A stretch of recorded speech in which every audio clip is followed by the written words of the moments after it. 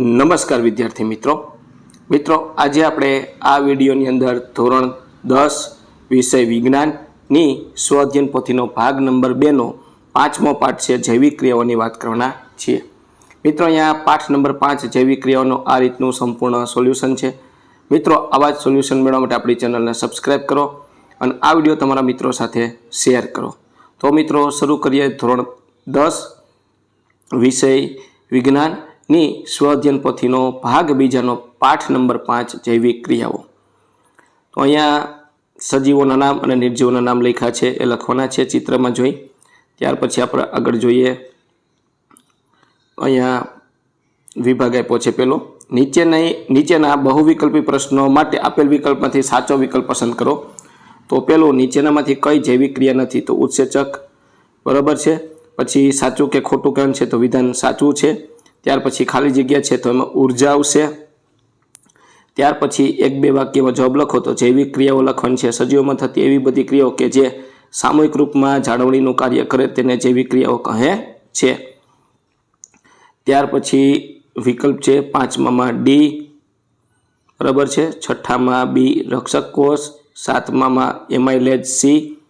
ત્યાર પછી વિધાનો ખરા ખોટા તો 8મું ખોટું, 9મું સાચું, 10મું સાચું। ત્યાર પછી ખાલી જગ્યા છે, નીચેના વિધાનો સાચું બનાવવા માટે ખાલી જગ્યા પૂરો। એમાં 11મું વિષમપોષી, 12મું અંધાની, 13મું રસાંકુરો, 14મું નાના તરડા। આ રીતની ખાલી જગ્યાઓ થશે।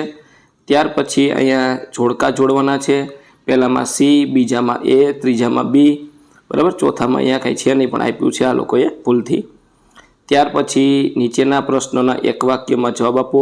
એમાં 16મું વનસ્પતિમાં રક્ષક કોષોનું કાર્ય શું છે?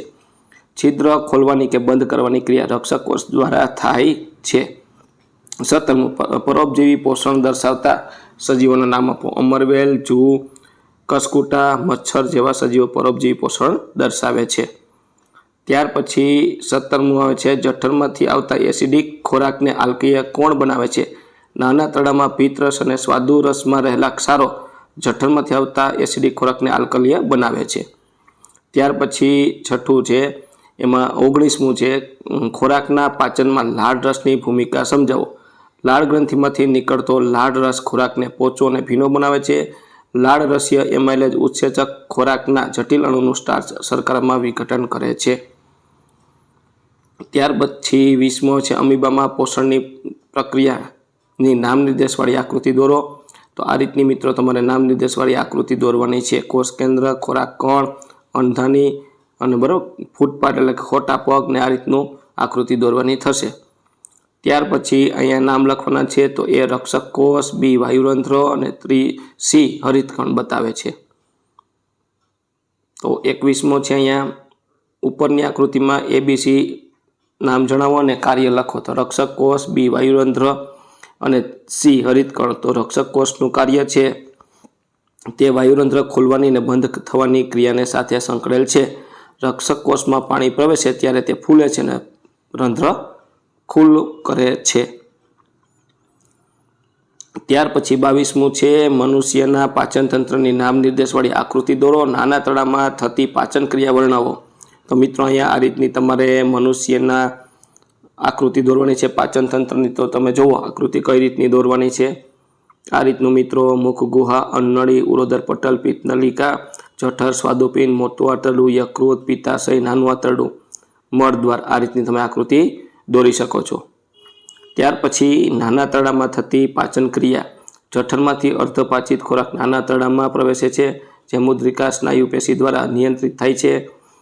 નાનું આંતરડું પાચન માર્ગને લાંબામાં લાંબો ભાગ છે। પછી આગળ જોઈએ નાના તરડામાં કાર્બોહાઈડ્રેટનું, ગ્લુકોઝમાં, પ્રોટીનનું, એમિનો એસિડમાં તથા ચરબીનું, ફેટી એસિડ અથવા ગ્લિસરોલમાં પાચન થાય છે। આ પાચિત થયેલો ખોરાક નાના તળાના શેષાંત્ર ભાગમાં આવેલ હાથની આંગળી જેવા પ્રવર્ધો મારફતે અભિશોષણ પામે છે। ત્યાર પછી 23મું ઓક્સિજનની ઉણપને કારણે બરાબર, તો એનો આપણે જવાબ લખવાનો છે વિકલ્પ। તો વિકલ્પ નંબર ડી પાયરુવેટ લેક્ટિક એસિડમાં રૂપાંતર થવાની। ત્યાર પછી 24મું છે શ્વસન દરમિયાન વાયુ વિનિમય ક્યાં થાય છે? તો ફેફસાના વાયુકોષ દ્વારા। અને બીજું નીચેના વિધાનો સાચા છે કે ખોટા તે જણાવો. તો 25મું સાચું, 26મું ખોટું.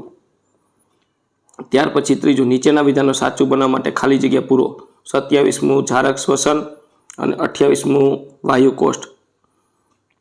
ત્યાર પછી નીચેના પ્રશ્નના એક વાક્યમાં જવાબ આપો. એમાં 29મું અજારક શ્વસન, બરાબર, 30મું માછલીનું શ્વસન અંગનું નામ ઝાલર અને 31મું મનુષ્યમાં શ્વસનરંજક દ્રવ્ય કણનું નામ હિમોગ્લોબિન. ત્યાર પછી 32મું મનુષ્યના શ્વસન તંત્રના કોઈ પણ 4 અવયવના નામ લખો.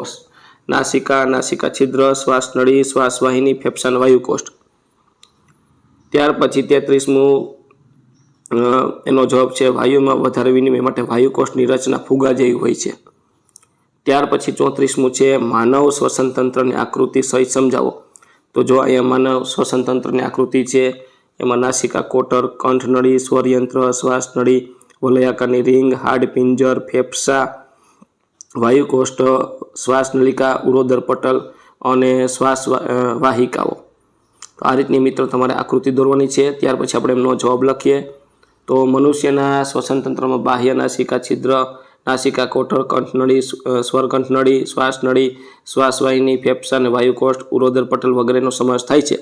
નાસિકા છિદ્ર એ નાસિકા કોટરમાં ખુલે છે. નાસિકા કોટરમાં આવનારી હવા તેના માર્ગમાં આવેલા નાના રોમ જેવા વાળ દ્વારા ગળાય છે. ત્યાર પછી નીચેના બહુવિકલ્પ પ્રશ્નો માટે આપેલ વિકલ્પમાંથી સાચો જવાબ પસંદ કરો. તો 35મું ડી ફેફસા. ત્યાર પછી માછલીનું હૃદય કેટલા ખંડોનું બને છે? બી 2. ત્યાર પછી 37મું છે એનો જવાબ આવશે સી ડાબુ કર્ણક ને ડાબુ ક્ષેપક. ત્યાર પછી સાચા ખોટા કહેવાના છે. 38મું ખોટું, 39મું સાચું, 40મું સાચું. ત્યાર પછી અહીંયા ખાલી જગ્યા પૂરવાની છે. એમાં 41માં મહાધમની. ત્યાર પછી 42માં 2 ખાલી જગ્યામાં જાડી અને સ્થિતિસ્થાપક અને સ્પિગ્નોમીટર છે તો એ 43માં આવશે. ત્યાર પછી જોડકા જોડવાના છે. તો પહેલાની સામે ડી, બીજાની સામે એ અને ત્રીજાની સામે બી. ત્યાર પછી નીચે જોડકા છે એમાં પહેલાની સામે એ અને બીજાની સામે સી. ત્યાર પછી નીચેના પ્રશ્નોના એક વાક્યમાં જવાબ. રુધિર રસ કયા પદાર્થનું દ્રવ્ય રૂપે વહન કરે છે? રુધિર રસ ખોરાક, કાર્બન ડાયોક્સાઇડ, નાઇટ્રોજનયુક્ત ઉત્સર્ગ પદાર્થનું દ્રવ્ય રૂપે વહન કરે છે. ત્રાક કણોનું કાર્ય. જ્યારે રુધિરવાહિનીઓ નલિકાઓમાં ઈજા થાય ત્યારે રુધિર સ્ત્રાવ થવા લાગે છે. આ સ્ત્રાવને રોકવા માટે રુધિર ત્રાક કણોમાં આવેલા છે. ત્યાર પછી લાસિકાની અગત્યતા જણાવો. લાસિકા વધારાના પ્રવાહીને બાહ્યકોષીય અવકાશમાંથી પાછો રુધિરમાં લઈ આવે છે.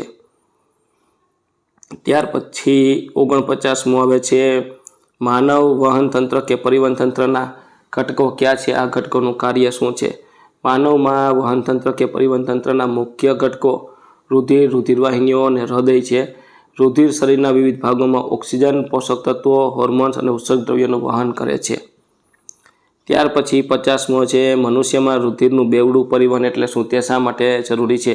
મનુષ્યમાં રુધિરનું બેવડું પરિવહન એટલે રુધિર હૃદયમાંથી 2 વાર પસાર થાય છે. એકવાર ફેફસામાં ઓક્સિજન મેળવવા માટે અને બીજી વાર શરીરના બાકીના ભાગોમાં ઓક્સિજન પહોંચાડવા માટે. ત્યાર પછી અહીંયા 51મું છે જલવાહક અને અન્નવાહક પદાર્થમાં વહન વચ્ચે શું તફાવત છે? જલવાહક જલનું વહન કરે છે, અન્નવાહક અન્નનું વહન કરે છે. તેના મુખ્ય ઘટકો જલવાહિની અને જલવાહિનીકી છે. તેના મુખ્ય ઘટકો ચાલની નલિકા અને ચાલની કોષો કે સાથી કોષ છે. ત્યાર પછી 52મો પ્રશ્ન છે મનુષ્યના હૃદયની અંતઃસ્થ રચના દર્શાવતી નામ નિર્દેશવાળી આકૃતિ દોરી રુધિરનું પરિવહન સમજાવો. તો મિત્રો આ રીતની સરસ મજાની થોડીક આપણે નાની આકૃતિ કરી તમને દેખાય. આ રીતની આકૃતિ દોરવાની છે. જો અહીંયા આ રીતનું આપણે બતાવ્યું છે. આમાં અગ્ર મહાશિરા, ફૂફૂસ મહાધમની, ફૂફૂસ શિરા, ડાબુ કર્ણક, દ્વિદલવાલ, ડાબુ ક્ષેપક, બરાબર છે.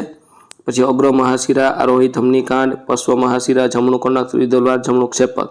તો આ રીતની મિત્રો સરસ મજાની તમારે આકૃતિ હૃદયની દોરતા શીખી જવાની છે.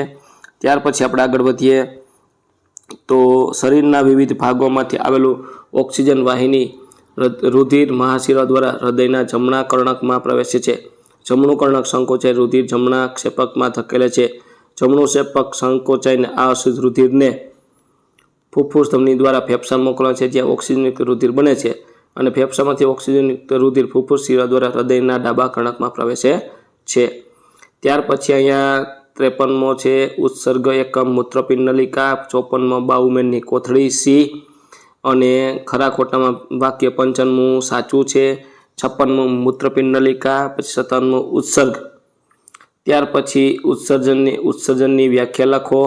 તો અહીંયા ચયાપચયની ક્રિયાઓ દ્વારા ઉદ્ભવતા નાઇટ્રોજનયુક્ત પદાર્થ તેમજ કેટલાક હાનિકારક ચયાપચય ક્રિયા થાય છે પછી ઉત્સર્ગ તેમજ નકામા પદાર્થો ઉત્પન્ન થાય છે. આ પદાર્થને ઉત્સર્ગ દ્રવ્ય કહેવાય છે. એટીપીનું પૂરું નામ એડિનોસાયનાઇડ ટ્રાઇફોસ્ફેટ. ત્યાર પછી અહીંયા વનસ્પતિમાં ઉત્સર્જન કઈ રીતે થાય છે. વનસ્પતિ પર્ણરંધ્ર દ્વારા વધારાનું પાણી બાષ્પોત્સર્જન દ્વારા બહાર કાઢે છે. કેટલીક વનસ્પતિઓ જૂના ઝાયલમમાં એટલે રેઝિન અને ગુંદર જેવા ઉત્સર્ગ દ્રવ્યોનો સંગ્રહ કરે છે. ત્યાર પછી અહીંયા એ છે એ મૂત્રપિંડ અને પછી બી છે એ મૂત્રવાહિની છે. બરાબર, આ રીતની આપણે આકૃતિમાં નામ લખવાના છે અને એના વિશે લખવાનું છે. અહીંયા મૂત્રપિંડ તો કાર્ય રક્તમાંથી કચરાના ઉત્પાદનો અને વધારાનું પાણી ફિલ્ટર કરીને મૂત્ર બનાવવાની ક્રિયા કરે છે. મૂત્રવાહિની મૂત્રપિંડમાંથી મૂત્રાશય સુધી મૂત્રનું વહન કરવું.